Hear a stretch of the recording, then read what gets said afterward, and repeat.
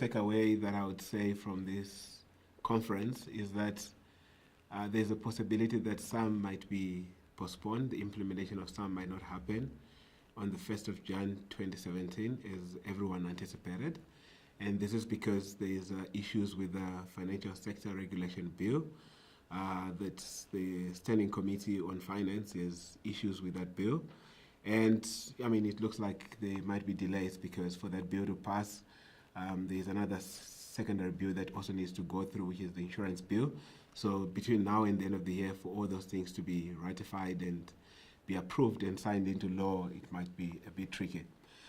But I do think that companies can still sort of implement the principles around S.A.M. I mean, looking at Pillar 1 to continue to make sure that you continue to calculate your regulatory capital, continue to improve your systems to make it as efficient as possible, continue to make sure that all the requirements, including things like credit ratings, which might bring issues for companies if they're not available and they're required under S.A.M, and also making sure that your asset managers can give you a lot of the data in time for you to be able to do all the capital calculations. Under Pillar 2, I think there's a lot of benefit that companies tend to gain. If you're going to make a significant change to your business, the requirements under Pillar 2 of projecting your economic balance sheet, your realistic balance sheet, and considering your risk appetite, I think it's a very useful decision-making tool that every company should use, not only for reporting to the regulator, but to actually use it in implementing decision, that it becomes part of the decision-making process of a business, because I think it provides a very realistic view of the business.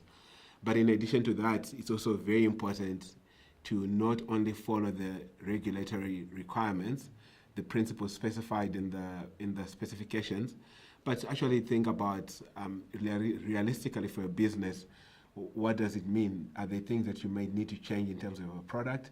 Are there things that you might want to change in terms of your investment matching? And considering that ahead of time will allow boards and all the investment committees to be sensitized that by the time that you may need to implement S.A.M, you'll be ready as a business. And I think it's very useful.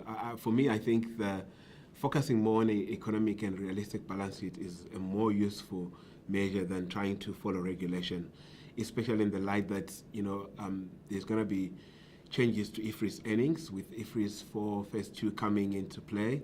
And also just because IFRS earnings, even in the S.A.M world, they will continue to be reported using sort of the current regulation that we have in South Africa. So I still think, looking at your realistic and economic balance sheet is going to be useful. And also, making sure that your investment approach is already, planned for, such that at the point that you need to go live, everything is ready, and it's something that your board, your investment committees, you've already gone through, and they've already approved. And also to think about, if you have to go to a more matched position as a business, which would probably potentially reduce the returns that you'd make, that you've already considered other avenues to increase your earnings, how to increase your yield on your assets. So I think these are the major learnings from this conference.